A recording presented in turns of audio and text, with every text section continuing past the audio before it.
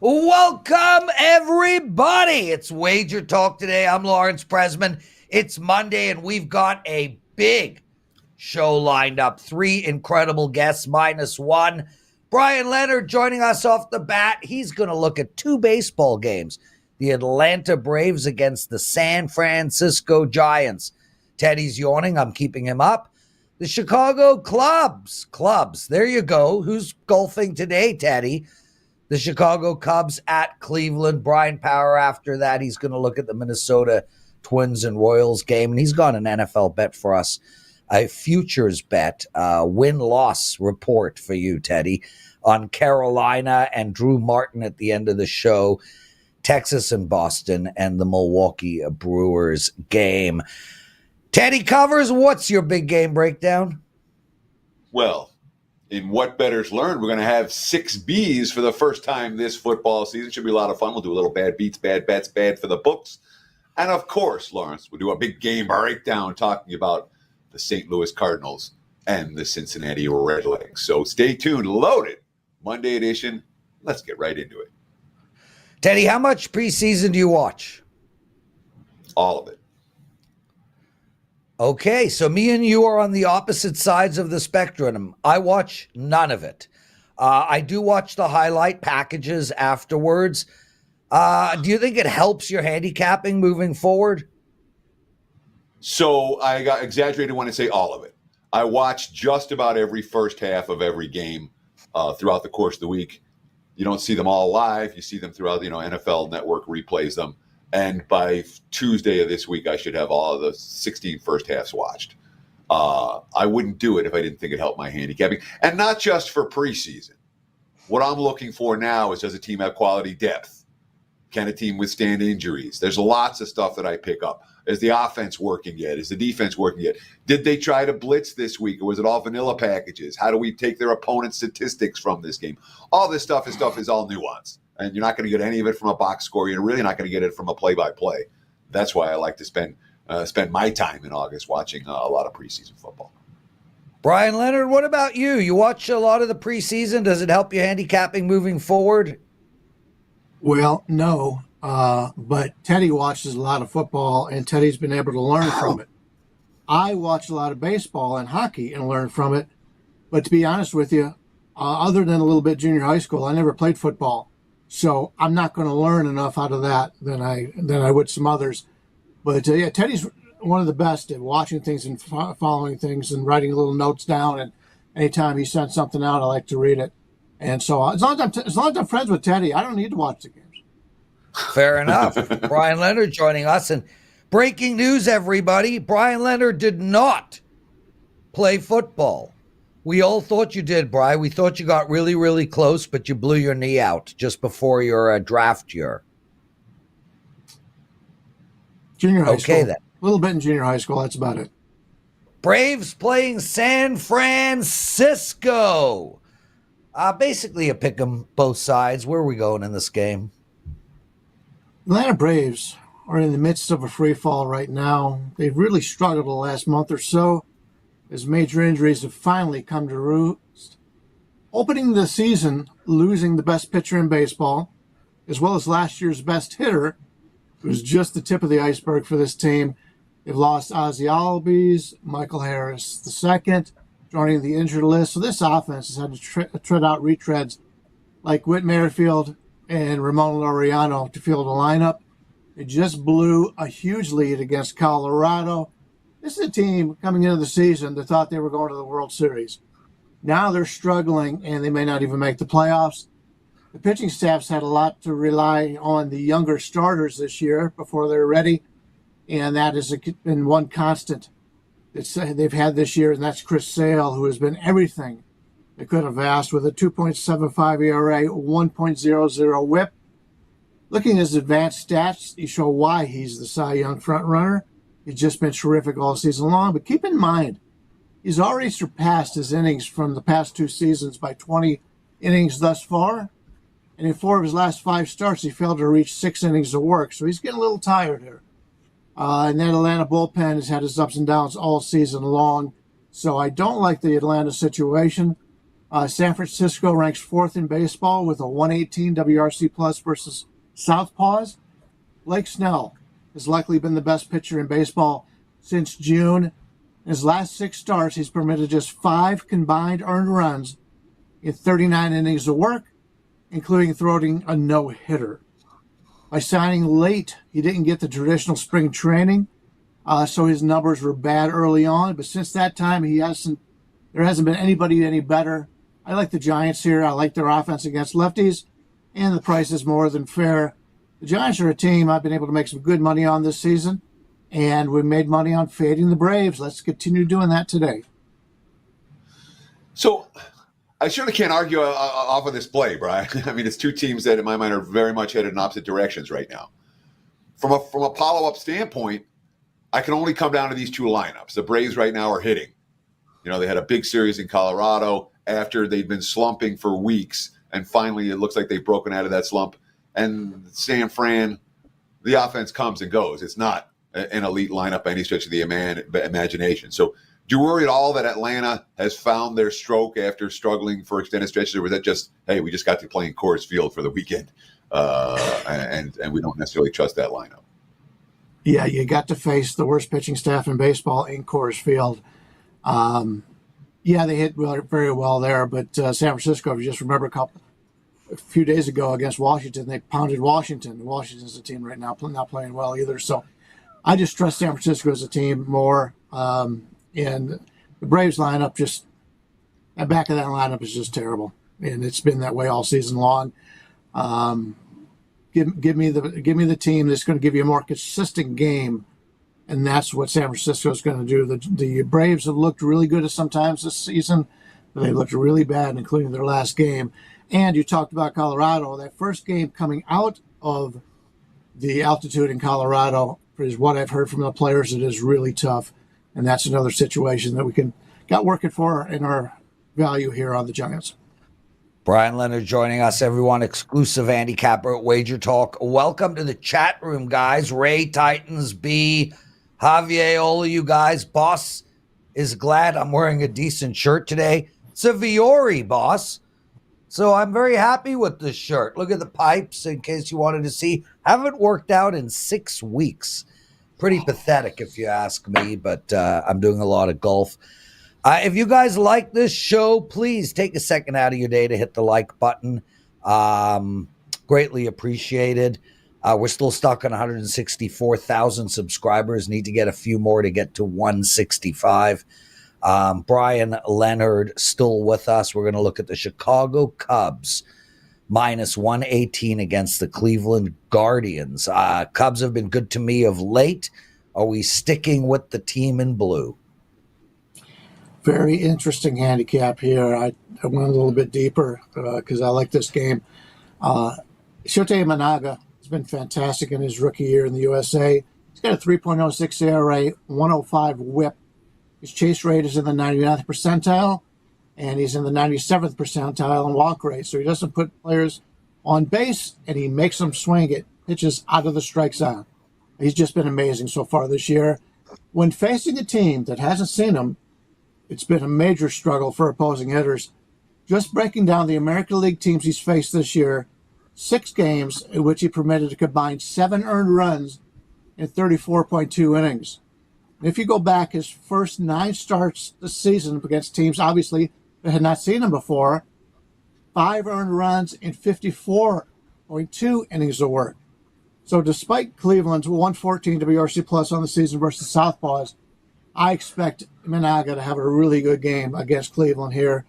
The Guardians wouldn't be where they've been are right now without Ben Lively. He has been the most consistent starter on the staff after being an afterthought going into the season. He enters with a 3.59 ERA, 1.17 whip, very solid. His extension is in the 87th percentile, but other than that, his numbers have been a bit lacking. His fastball velocity is in the 5th percentile. His whiff percentage is in the 8th percentile. You could see it by watching him. He is not tricking people like he was earlier in the season. And scheduling-wise, this has got to be a letdown spot here for the host. After facing the American League favorite Orioles to start the month, then they took on the National League champion Diamondbacks, only to follow that up with a showdown with the second-place Twins. While the fans will remember this World Series loss to the Cubs, none of those players are around anymore, so there's no revenge for them. I like the Cubs here. I think this is a really good spot for them. And as I mentioned, Imanaga, when you haven't faced him before, it takes a long time to understand what he's throwing. And I think that's a big advantage for him here. Even the first 5, I could take that as well. But I like the Cubs here against my Cleveland Guardians. So over the course of the summer months, Bryan, we've had a lot of different handicappers on the show, and it seems like betting against Cleveland is a consistent theme. Like, this is an overachieving Guardians team, and the Guardians are going to come back to earth, and here come the Guardians slump. And yet, again, Cleveland this past weekend, facing the abyss. What'd they do? Rally for back-to-back wins against Minnesota. How good is Cleveland? Is Cleveland a team we're going to make money betting on or betting against moving forward? Well, it all depends on what kind of lines you get. I made the comment the other day on one of the shows I was on. Cleveland's about to fall to third place. Kansas City's a better team. Minnesota's a better team. Minnesota just called up one of their big pitching prospects today. Cleveland doesn't have that. Cleveland's, most of their guys that they've got in the minors are not ready to be called up yet, and they've had major injuries. You signed Cobb from San Francisco. He struggled at his first outing. Cleveland's got major starting pitching problems right now. Bobby looked good yesterday, but they had to push him back another week. Twice they had to push him back because of injury concerns. So Cleveland starting pitching staff, terrible. I retweeted something today about the ERAs of the bullpens. The 7th, 8th, and 9th innings, I believe Cleveland's got like a 2.5 ERA. It's about a full run better than anybody else in baseball in the back end. They're the elite back end of in Major League Baseball, but they've got to be able to get there with the starters and the long relievers, and they've been a little bit lucky. The bullpen's pitched a lot of innings this year, and I think that's going to come back and haunt them a little bit later. Bryan, Leonard, everyone. Bryan, what do you have to promote? The 2 plays I've given my clients so far, you just got them. So you saved yourself Nice. $50 or whatever the full day's thing is there. I may add some more onto that, but they've got that great deal that starts today, I believe.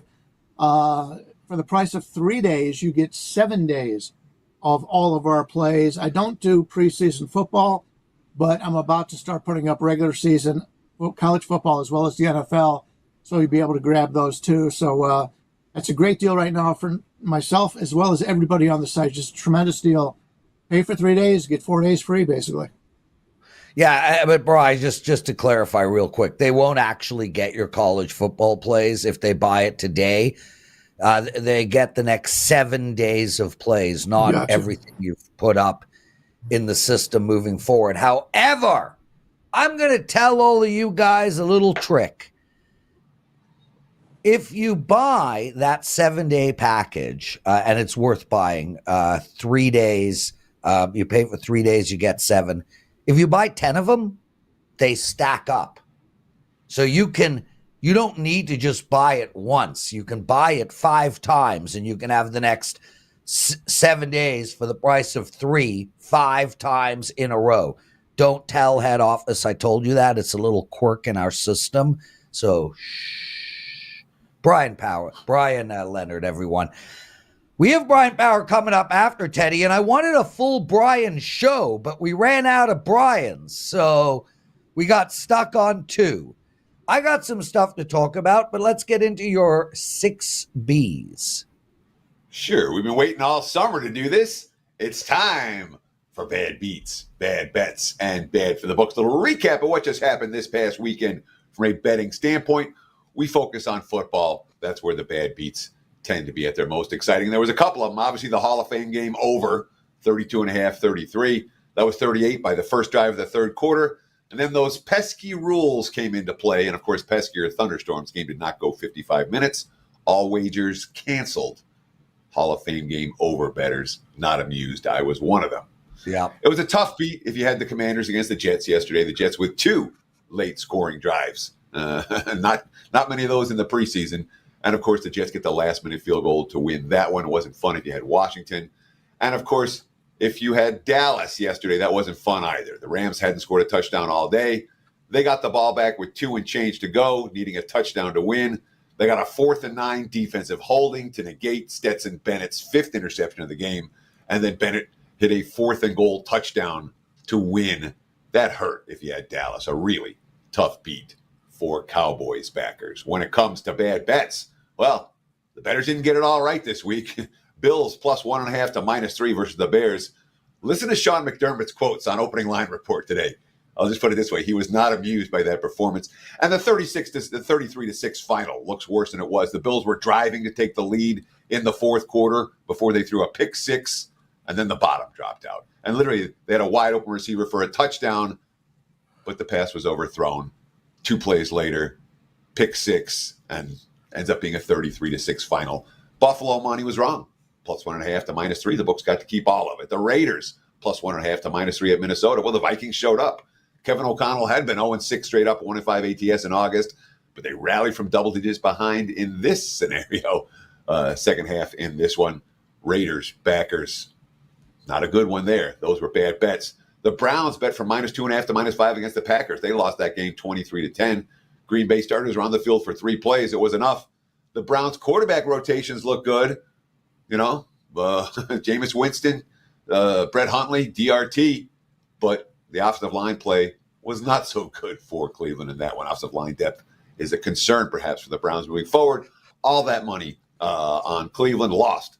The Bengals bet up from -2.5 to -5 against the Bucs. They lost straight up at home. That was a bad bet. And of course, we talked about Dallas yesterday already in the bad beats, -3 to -5.5. Everyone knows that Sean McVay doesn't care, but Mike McCarthy doesn't care that much either. A 13-12 Rams final score in that one. The Dallas money, yeah, bad beat. Wasn't a right side either. When it comes for bad for the books, let's see. Carolina, they were legit no-show in Dave Canales' first game. Patriots bet up from -1.5 as high as -7. Call 6.5 the closing number. New England won 17-3. The under took money in that game as well. Patriots, Panthers, a bad game for the house. Houston from +2 to -3 at Pittsburgh. The Steelers outgained them by nearly 2 yards per play, but they got stuffed on a key 4th down at the 2-yard line. They finished -2 in turnover, including an interception on the final possession as they were driving for a chance to win. Houston gets the money after a 5-point line move. That was bad for the books. Same story with Philly, +3 to -2 at Baltimore.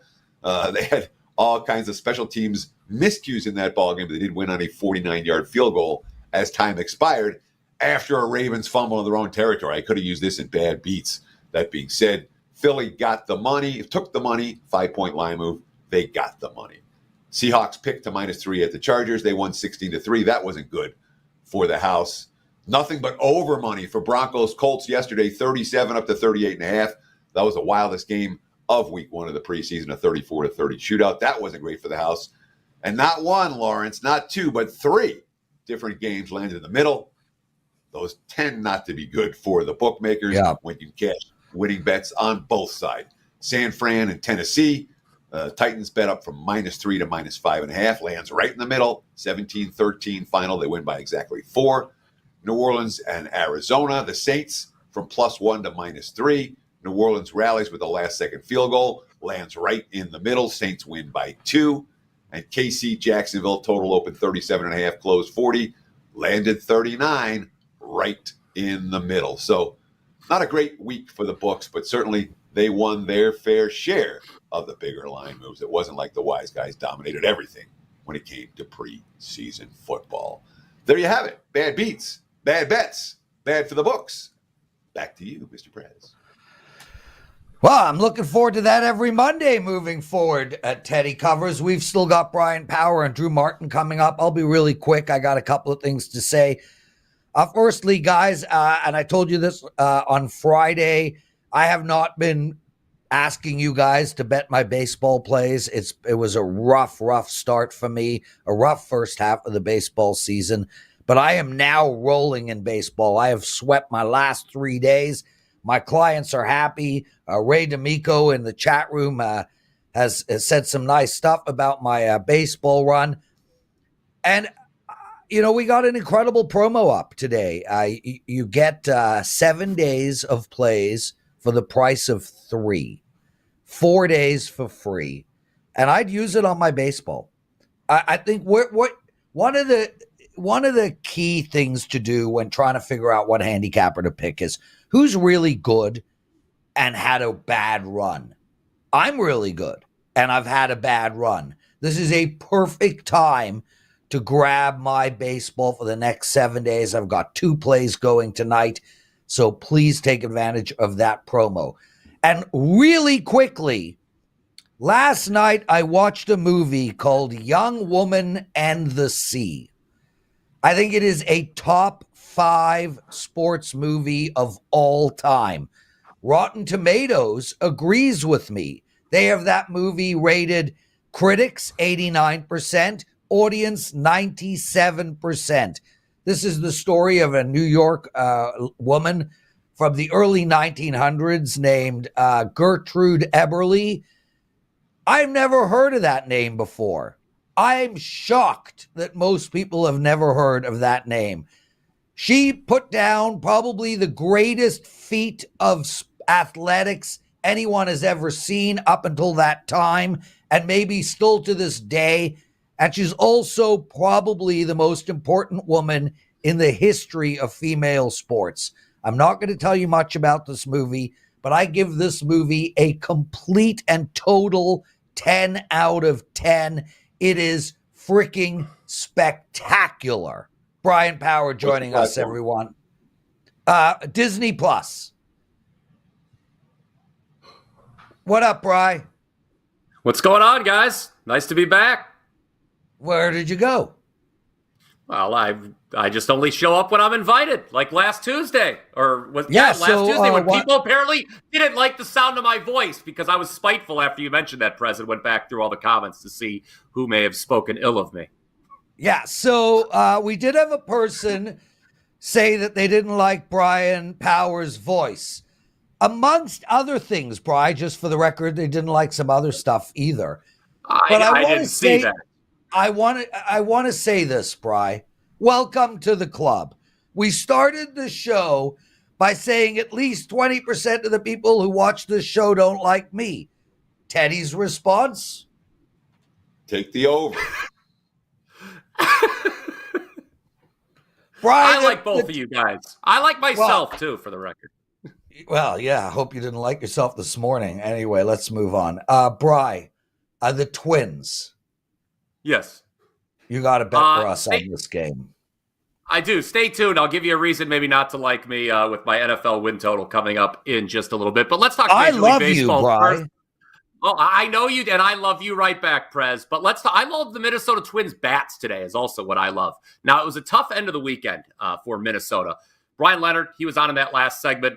He talked about the series with Cleveland. The Twins swept the doubleheader on Friday, but then they lose a pair of close ones Saturday and Sunday. So they're back to 3.5 games out in the AL Central. Right behind them, Kansas City at 4 games back. Really critical series this is here in the AL Central. It's interesting, guys, when looking at today's MLB board, there are 4 teams that actually were off Sunday because of interleague series. The Royals are one of them. They may be better rested, but I like the Twins bats still because they're facing Brady Singer, who I feel is due for some regression. I'll get into that in just a second. And then I don't really like the Royals bullpen either. Singer, why do I say he's due for regression? I compare his expected ERA, 4.57, to his actual ERA, 3.03. That is one of the biggest gaps among all qualified pitchers at more than a run and a half. And then you look at that actual ERA. Well, Singer's not as good on the road, 3.86 versus 2.50 at home. Last time out, he allowed 4 runs in 5 2/3. It could have been worse because he gave up 10 hits. And for his career, the numbers are not good against the Twins, guys. 5.18 ERA, 3-6 record, 25 walks. I'm also not a fan of this Royals bullpen, which has a 4.58 ERA since May 1st. That ranks 25th. They're missing Hunter Harvey now, who's on the IL. Minnesota is the 4th highest scoring home team in all of baseball, gang. Over 5 runs per game. They were a little unfortunate to come away with just 3 runs yesterday. The bases loaded in the bottom of the 9th. Nobody out. They did not get anyone home as there was a strikeout followed by a double play. They had 11 hits, though. And this is a team they homer a lot at home as well. We saw Buxton hit a pair yesterday. It's a much weaker staff that the Twins are facing today than what they were up against in Cleveland. I expect Minnesota to exceed its team total today. Over 4.5 is the number. So when we talk about this Twins team right now, I've got the Twins 11-1 against the White Sox and basically 500 against everybody else. They've dominated the week, and when you put them against a decent team, they're no better than a 50-50 proposition. You like them over their team total today, as opposed to as opposed to the side for Minnesota. Is that because you too don't trust the Twins to actually win these games? And you have concerns about their pitching, or is this just the team total is a low-hanging fruit here against a pitcher we want to fade? A little bit of everything you said. I do think the team total is a little bit of low-hanging fruit. It's a better price than playing them on the money line, obviously. You mentioned how the Twins have feasted on the White Sox this year. You could say the same about the Royals. I think they're 12-1, and you look at the Royals' year-to-date run differential, which is actually superior to that of Minnesota's. Half of that run differential has come at the expense of the White Sox. I think I'm doing this off the top of my head. I wrote it down last week. I think they're 12-1 against the White Sox, Kansas City this year with a plus 50-something run differential. So both of these teams have feasted on the White Sox, so that cancels each other out. The other thing that scared me about playing the Twins on the money line, Teddy, besides the price, is that rest edge. The Kansas City was off yesterday. I think has to be factored in to the handicap a little bit. So price and just my belief in the Twins' bats. Like I said, fourth highest scoring team at home in all of baseball, over 5 runs per game. We just need them to hit their average today of 5 runs. Bryan freaking Power. Another exclusive handicapper over at WagerTalk, and a guy that I do genuinely love. I think your voice is outstanding. Your dress attire, we could talk about that off air, but phenomenal voice. And thank you. Killer hair, dude. Killer hair. Yes. Carolina I'm not going to get a cut. Carolina Panthers. This right. is a surprising, counterintuitive bet you have for us. Yes. And I'm looking forward to Teddy's follow-up question. Yeah, funny you mentioned that. I feel that in preparing my notes for the show, as I always do, and this is a very professional show, I always want to be well prepared. I felt that I wanted to address a lot of what Teddy's potential comebacks could be, because yes, this is about as contrarian as it gets. No better way to celebrate football arriving than by Bryan Power coming on here and telling you to bet the worst team in the league over its season win total for 2024. Look, they were terrible last year. There's no doubt about it. They did not have a lead in the fourth quarter at any point. Both of their wins came on the last play of the game. Rookie quarterback Bryce Young, he stunk. But there's only one way to go, and that would be up. And you look at all the metrics that could indicate positive and negative variance the following year, and they're all pointing up for Carolina. They should have better injury luck. They should have better turnover luck, better field goal luck. They underperformed their Pythagorean win expectation by 1.5. That's usually a sign of positive regression right there. But the thing I like the most is the coaching change. Frank Reich was dreadful last year, which is why he was fired after 11 games. The team was 1-10. Young's going to benefit from being under Canales, who really did wonders with both Geno Smith and Baker Mayfield as the OC of Seattle and Tampa Bay. So I think he's going to improve. He's got better receivers this year with Deontay Johnson and rookie Xavier Legette. The word out of camp today is that he's fine after the injury in practice. The Panthers' defense wasn't terrible last year. 20th in success rate. That's not good, but it's not bottom of the barrel. And they faced a tough schedule of opposing QBs. The offensive line is better. The schedule is much easier this year, one of the easiest schedules in the year. And I think we're going to know, Teddy, pretty early on if this overbet is live, because the first 10 games of the season for Carolina, they face only one team I currently have power rated in my top 15. That would be Cincinnati. Another thing to consider, speaking of schedule, 6 games, against the NFC South. The NFC South is a weak division. I love Tampa Bay under 7.5. I'll give you a bonus one there. New Orleans is a team that feels like it's the clock on Dennis Allen has to be ticking. How's this guy still collecting a paycheck? So we're going to hold our nose, and we're going to bet Carolina over 5.5, a team that will benefit from a weak schedule and every metric indicating that positive regression is on the horizon.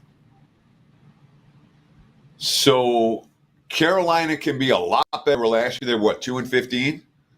They can be a lot better. They can more than double their win total. They can win 3 more games, and you still aren't cashing an overbet because the markets adjust off the very worst teams. Certainly nothing that we saw in their preseason opener would indicate that there's any improvement coming anywhere for the Panthers. We look at Bryce Young, and Bryce Young, in my mind, is this close to being called a bust already. Yep. Especially with the way that Stroud is playing and the way the Texans look. Other than regression to the mean, all right, we have a first-year, first-time head coach. Like, what is it about Carolina's roster? Forget the schedule for a minute. What is about their talent level that makes you say, yeah, this team's going to be competitive. This team's going to win 6, 7, 8 games. Because really, if you're betting over 5.5, you want a team to go 7-10. You don't want to trust me, I had a bunch of win totals come down to week 18 last year, and that's not the way you want these to play out. You want to have a little bit of wiggle room. So you're assuming this team's going to approach 500 if you're going to bet them over, even at 5.5 wins. Say, all right, they're going to win 7 or 8 games. Personnel-wise, what makes you think that's feasible? You look at the roster, sure, it doesn't look great. But, this time last year, we were looking at the Arizona Cardinals roster, calling this maybe the worst team in NFL history. They were not. And every year, it's funny. You talk about the bottom teams and how the progression of the mean is baked into the number, Teddy. Absolutely. Look at the last couple of years, teams that have really struggled and how much they've bounced up. It was Houston last year. The Rams jumped up by, I think 5 wins. Houston jumped up by 7. They have talent on their roster. Was anyone saying that last year? Was anyone saying this? And it's easy to say now. People were saying the Houston Texans were going to win the AFC South at this time last year. Nobody. They were saying that? No one, exactly. Nope. And I'm not saying Carolina's going to win the division. I'm saying they're going to win 6 games. The year before, Jacksonville Jaguars 2 years ago, everyone was mocking them. How their roster looked. Again, they have talent on their team. They had a veteran coach coming in. Bryan, Teddy and I are not with you here. We do have to move on. It's okay. Hold your nose and bet the over. Look, it's stinky. It's stinky. I get it. But hey, these bottom feeder teams, a lot of times you see them jump up by 4 more wins. We've seen 7 teams the last 3 years who won 5 or more games the previous year jump up by at least 4 wins the next year. So there you have it. Listen, go ahead, Teddy. For what it's worth, don't listen to Lawrence giving my opinion. Lawrence is not going to give my opinion. Lawrence doesn't like the Panthers over. I'm neutral. Correct. Go on, Lawrence. Okay. I don't like the Panthers over, but given the division they're in, it could happen. Bryan Power, what do you got to promote? Over 2.5 division wins is another option if you think 6 wins overall is too many. What do I have to promote? I have 2 plays available for Monday. You got one of them earlier on with the Twins team total over. Was a rough weekend on the baseball front, but last time I was on this show, cashed a 5% bet on the Colorado Rockies against the Mets. So hoping for the good WagerTalk Today juju today. We've already hit that 7-day special. That would include the start of the soccer season. Premier League is back on Saturday, guys. I ended the Premier League season, last one, 8-0, 33-14-2 soccer run overall. So lots of reasons to take advantage of that special over at my page, wt.buzz/BP. It starts with 2 MLB winners tonight. Go City. Bryan Power, everyone. Teddy covers. We've got 12 minutes left as we have a hard stop. What is your big game breakdown? And then Drew Martin up after that. Big game breakdown for Monday. Let's talk about the Cincinnati Reds and the St. Louis Cardinals right now. Looking at the WagerTalk live odds screen. St. Louis, anywhere from -125 to -130 on the highway as road favorites. Total has been bet down. There were 9s at the open. Now we're looking at 8.5, even 8.5 juice to the under at a lot of books. Not something we tend to see in Cincinnati, which tends to be a high-scoring ballpark, but there is a fair bit of respect for Sonny Gray today. There's urgency for Cincinnati right now. They're really trying to stay relevant in the wild card race. They haven't been playing meaningful games in August in recent years. This year they are. Quote, it's a great thing. We're still playing meaningful games. Despite our record and despite we still have a bit of an uphill battle, it's just great to have a chance to play every single night with something on the line. They needed a win yesterday, and they scratched, and they clawed, and they found a way to get one to avoid the sweep in Milwaukee. Infielder Santiago Espinal. We needed this. We needed this going back home and playing St. Louis, another must-win series. Tyler Stevenson hit his 15th dinger last night. Anytime you can walk out of here with a win with huge, I feel that is huge. I feel we played really competitive games David Bell, the Reds manager, talked about their defense yesterday, which has been phenomenal in recent games. Defense in some ways won the game for us, worked out of numerous jams in the latter stages of that contest. Since he started Andrew Abbott, his last 3 starts have been pretty bad. He has reached a career high in innings. This is only his second season in the big leagues. That being said, before that, it was all good. 5 of his previous 6, he allowed 2 runs or less. I think returning home against a modest Cardinals lineup is exactly what he needs. St. Louis is 7-10 their last 17. They scored 4 runs or less 13 of their last 19. And Ace Sonny Gray, yeah, he dominated in June. Last start, he beat up the can't-hit Rays. But he hasn't been great for much of the summer. He's given up 26 runs in his previous 6 outings, only 2 quality starts during that entire span. I think since he's live here at the plus price, give me the Reds plus 115 as home dogs against the Cardinals. There's your big game breakdown. Back to you, Mr. Prez. Thank you, Teddy. Let's keep it moving along. Drew Martin, brother, it has been a while. Congratulations on getting married, my friend. As a man who's basically done it twice, well done. I hope it was beautiful. Thank you again for inviting me. I couldn't make it to Mexico. I was too busy getting high at the Grateful Dead shows. But we love having you on the show, and I hope married life is treating you brilliantly. Well, thanks for having me, Lawrence. And yeah, it was beautiful. It was a great time. And actually just flew back from Mexico last night. So spent a couple months down there and enjoying the summertime, my man. So just firing away on some bets, hopefully some winners, and can break it down with you guys. Excellent stuff. Well, any woman would be lucky to have you, Drew Martin. Let's get into this Texas-Boston game. Yeah, not you, Teddy. Not you. And we never did talk about the fact that you're such a curmudgeon trying to quit smoking that your woman literally slept in the other room a couple of nights. But we'll move on. Drew, break this game apart.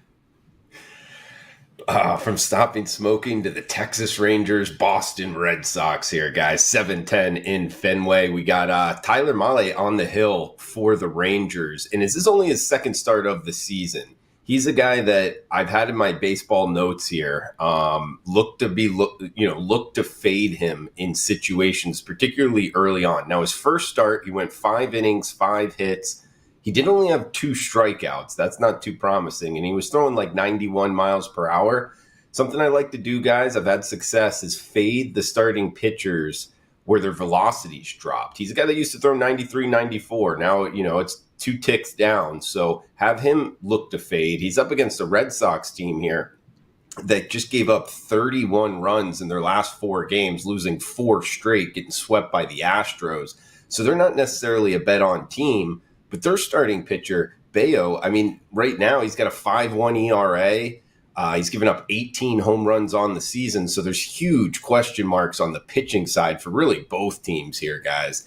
It's a hitter's ballpark, wind blowing out tonight in Boston. And both bullpens since the All-Star break have been like bottom 5 in MLB. So, this total at 9, I think we get into the double digits. So I like the Rangers and the Red Sox up and over 9. So we got 9.5 pretty much across the board right now. And Boston, they tore the cover off the ball coming out of the All-Star break, and they've been as good an over team as there is in baseball for the better part of the last 2 months. But the lineup appears to have cooled off a little bit. They've scored 4 runs or less now in 4 consecutive ball games, including only 2 runs yesterday. Are you worried at all that at 9.5 with the current total and the Red Sox offensive woes as we speak, that they may not get there? Yeah, you're right, Teddy. That 9 in the hook, definitely not as appetizing, but you do get kind of plus money on the over. And sure, yeah, recent performance, it is something to account for, but still, the quality of pitcher, I think, matters a little bit more. And I wouldn't put Mahle up there at the top of the MLB ranks right now. So, hey, I'd still go with the over, but you bring up a fair point. Drew Martin joining us, everyone. Drew, let's keep going. You've got a bet for us on this Milwaukee game.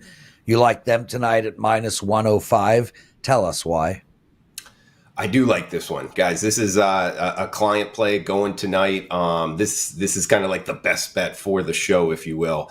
And a big reason why is Clayton Kershaw on the hill. Great career, big name. A lot of people like him. A lot of people like to bet on the Dodgers first off, and then they see the name Kershaw. I think there's a tax here, and we're going to look to go the other way. Yes, the Dodgers did just win 3 straight against the Pirates, but they've lost the last 2 times Kershaw's taken the hill.